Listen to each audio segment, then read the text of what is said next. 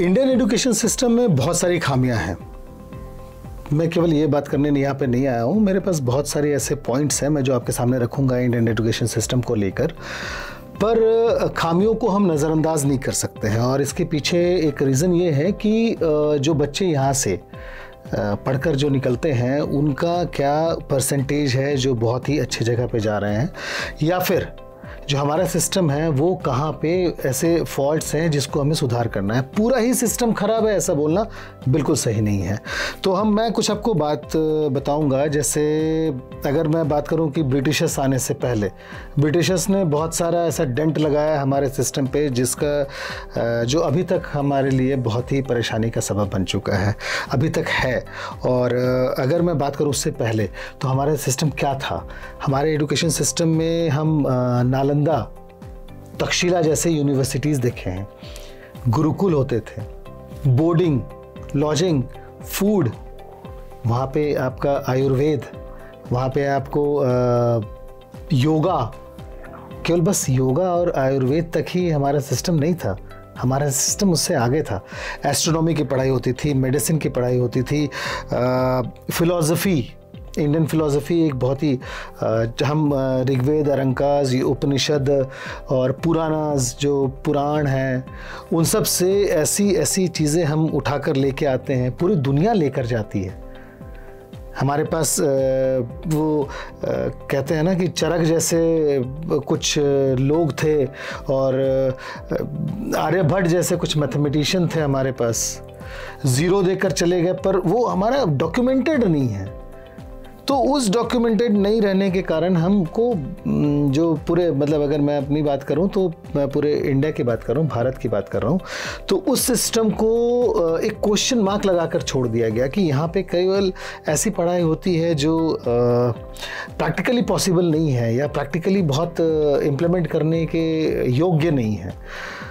पर इस चीज़ को बर्बाद किसने किया। हम जब एस्ट्रोनॉमी की बात करते हैं, हमारे पास बड़े अगर मैं आपको पंचांग, जब कोई पंडित जी पंचांग देखकर आपको बताते हैं कि इस दिन में ये तारीख में सूर्य ग्रहण या फिर चंद्र ग्रहण या फिर ये तिथि अच्छी है, तो वो they are reading the exact thing of stars, planetary position, ये सारी चीज़ वो रीड करके बता रहे हैं। ये कैसे हो रहा था।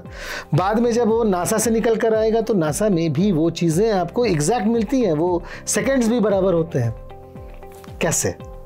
ये इंडियन एजुकेशन सिस्टम का एक भव्य स्वरूप है जो पूरे दुनिया में पॉपुलर है। हम उसको ठीक करने के लिए आमादा नहीं है। जो गलत किसने किया, 1834 के बाद टीबी मैकॉली, ब्रिटिश के एक मुलाजिम कहते हैं उसको, मुजालिम थे, वो आए थे यहाँ पे और देख रहे थे क्या करना है, कैसे लाना है। वो प्रो एंग्लिसिस्ट, मतलब अंग्रेजी को लेकर बहुत ही एक तरह से नहीं होता बायस्ड होना, अपनी चीज़ों को थोपने वाले, इस तरह के थे। और उसने पूरी एजुकेशन सिस्टम को बदल कर रख दिया।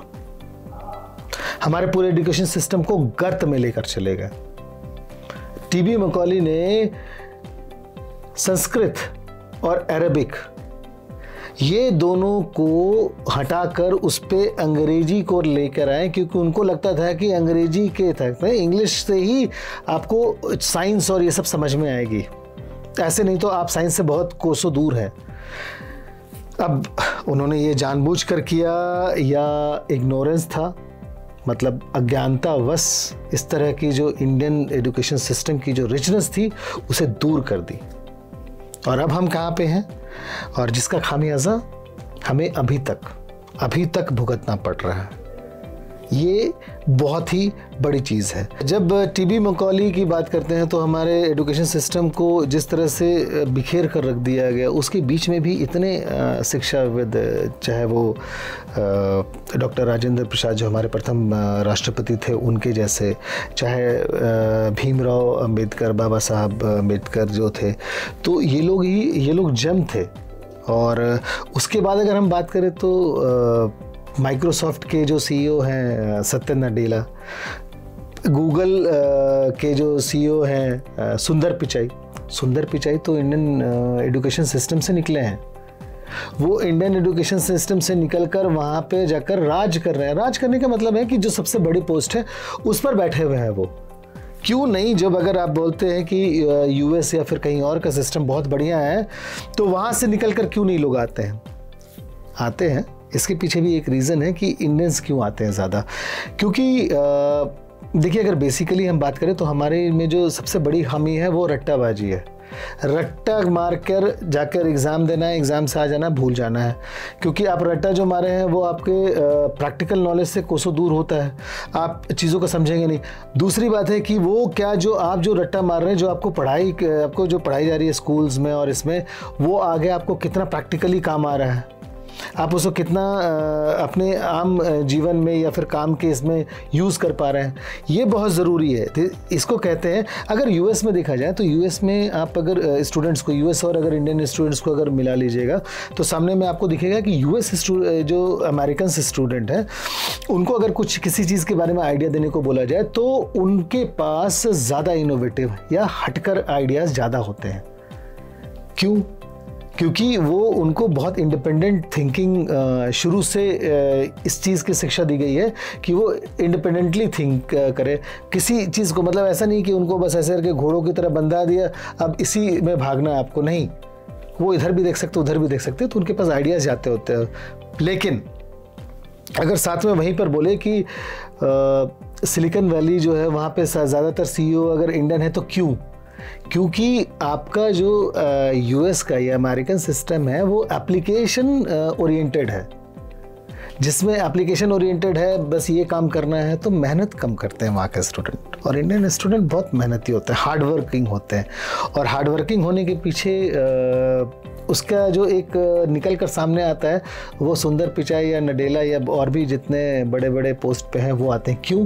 क्योंकि when it comes to implementation, nobody is ahead of Indians। जो इम्प्लीमेंट, आपने आइडिया तो बता दिया, पर उसको इम्प्लीमेंट कैसे किया जाए, ये इंडियंस वहाँ पे हर बार बाजी मारते हैं और वो जाके टॉप पे बैठे हुए हैं। मैं ये नहीं कहता कि हमारे सिस्टम में खामियां नहीं हैं, खामियां हैं। रट्टेबाजी ख़त्म करें, प्रैक्टिकल नॉलेज बढ़ाएं और जो एक एप्लीकेशन ओरिएंटेड जो पढ़ाई है उसको भी इंट्रोड्यूस कराएं। साथ ही वो जो मेहनत करने की हमारी जो इनहेरेंट क्वालिटी है इंडियन में, उसको बनाए रखें। मैकॉली को और इस तरह के जो एजुकेशन सिस्टम है उसको बिल्कुल ख़त्म करें और आगे बढ़कर हम उसको, क्योंकि हम अगर एप्लीकेशन भी कर पाए, एप्लीकेशन ओरिएंटेड भी अगर दिमाग और हटके कुछ आइडियाज़ भी दे पाए और साथ ही साथ उसको इम्प्लीमेंट करने की ताकत हमें है, अगर ये दोनों कर ले तो हम पूरी दुनिया पर अगर एजुकेशन वाइज राज करेंगे। नमस्कार।